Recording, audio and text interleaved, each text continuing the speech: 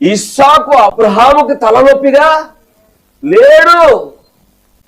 అయ్యా నేను బయలుదేరాల్సి వచ్చింది, ఇదిగో గాడిద మీద కర్రలు పెట్టంటే ఆ కర్రలు నరికి పనివారితో ఆ కర్రలు కొట్టించి వాటిని గాడిద మీద మోపి తిరిగి బయలుదేరి వచ్చేస్తున్నాడు. వెళ్ళి అమ్మకు చెబుతాను అనట్లా. ఇంకా సారా ఆ గుడారములో నుండి బయటికి రాలా. అబ్రహాం వచ్చేసాడు, ఇస్సాకును తీసుకున్నాడు, బయలుదేరాడు.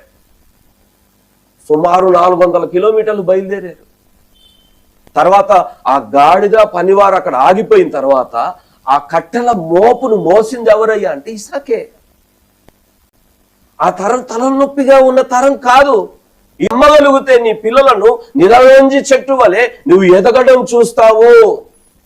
Praise the lord. వారిని ఎదిగేటట్టుగా దేవుడు చేస్తాడు. వారికి కంచె వేయగలిగిన వాడు ఆయన. దేవుడు మన పిల్లలు ఉన్న చోట కంచె వేయునుగాక.